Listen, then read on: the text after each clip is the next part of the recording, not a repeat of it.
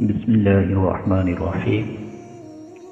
یہ 2020 کی بات ہے کہ جب طوفان نوح کی تباہی کے بعد اللہ تعالی نے سرزمین عرب پر ایک ایسی قوم کو پیدا فرمایا جو دنیا میں سب سے زیادہ طاقتور، مضبوط اور توانا افراد پر مشتمل تھی۔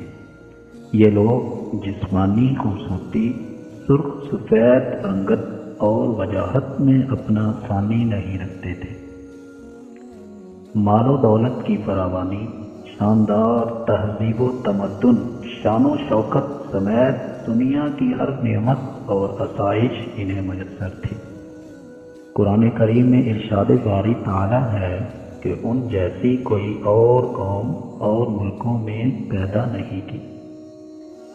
قوم عاد کے متعلق تفصیل سوائے قرآن کے کسی اور مذہبی یا قدیمی کتب میں نہیں ملتی، اس لیے اس قوم کی حالت کا نقشہ قرآن کریم کے ذریعے ہی بن سکتا ہے، یا پھر ان اثریات کے ذریعے جو محققین علم آثار نے ان کے بارے میں حاصل کیے۔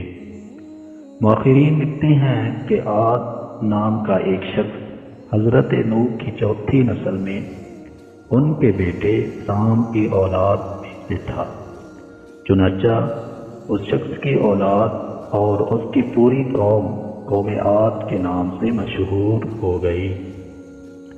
وہ عرابی تھے جو بہت لمبے، مضبوط ستونوں پر قائم کردہ عالیشان محلات میں رہا کرتے تھے۔ قرآن کریم نے انہیں ارم ذات العماد یعنی ستونوں والے کے نام سے یاد کیا ہے۔ ارم ان کا بہت خوبصورت شہر تھا جس کے آثار 1984 میں خلائی شٹر جیلنجر کی مدد سے دریافت کیے گئے۔ یہ علاقہ آج کل عمان کا حصہ ہے۔ بحر عرب اور بحر احمر کے درمیان عمان، حضر الموت اور بحرین اور مغربی یمن تک ایک صحرا ہے جسے صحرائے الکاف کہتے ہیں۔ یہ دنیا کے عظیم صحراؤں میں سے ایک ہے جس کا رقبہ ایک محتاط اندازے کے مطابق 65 لاکھ مربع میٹر ہے۔ اس لیے اس صحرا میں سفید اور باریک ریت کے ہزاروں فٹ اونچے پہاڑوں نما ٹھہرے ہیں، جہاں کوئی بھی چیز پھینکی جائے تو منٹوں میں غائب ہو جاتی ہے۔ کسی زمانے میں یہ دنیا کا سرسبز شاداب علاقہ تھا اور وہاں ایک قوم عاد آباد تھی۔ آج یہ بھیانک صحرا اللہ تعالیٰ کی کھلی نشانیوں میں سے ایک اور اہل زمین کے لیے جائے عبرت ہے۔ قرآن کریم میں ارشاد باری تعالی ہے، وہ ارم جو ستونوں والے تھے جن کی مانند کوئی قوم ملکوں میں پیدا نہیں کی گئی۔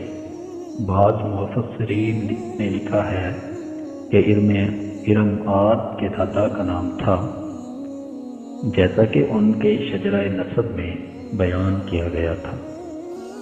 ڈاکٹر اسرار احمد تحریر فرماتی ہیں کہ عام مؤخرین کا خیال ہے کہ ارم قوم عاد کے شاہی خاندان کا لقب تھا۔ حالیہ دور میں ایک شہر کے جو زیر زمین آثار دریافت ہوئے ہیں ان سے پتہ چلتا ہے کہ اس شہر کی فصیل پر 30 ستونوں یا مینار بنائے گئے تھے۔ کہا جاتا ہے کہ یہ شہر شداد نے خصوصی اہتمام کے ساتھ بسایا تھا، جو اس قوم کا بہت بڑا بادشاہ تھا۔ قد و قامت اور جسمانی قوت کے لحاظ سے دنیا میں اس کا کوئی ثانی پیدا نہیں ہوا۔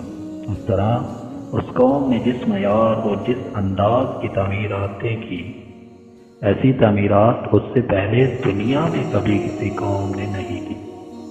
شاید اسی لیے یہ جگہ شداد کی جنت ارضی کے نام سے تحریر میں مشہور ہے، تاکہ لوگ آخرت کی جنت کہ بدلے میں اس نقل جنت کو اختیار کر لیں، مگر جب یہ عالیشان محلات تیار ہو گئے، شداد نے اپنے روسائے مملکت کے ساتھ اس میں جانے کا ارادہ کیا تو ان پر اللہ تعالیٰ کا عذاب نازل ہوا اور وہ سب ہلاک ہو گئے اور وہ محلات بھی تباہ ہو گئے۔ اس اعتبار سے اس آیت میں قوم عاد پر آئے ایک خاص عذاب کا ذکر ہوا ہے تو شداد بن عاد اور اس کی بنائی ہوئی جنت پر نازل ہوا۔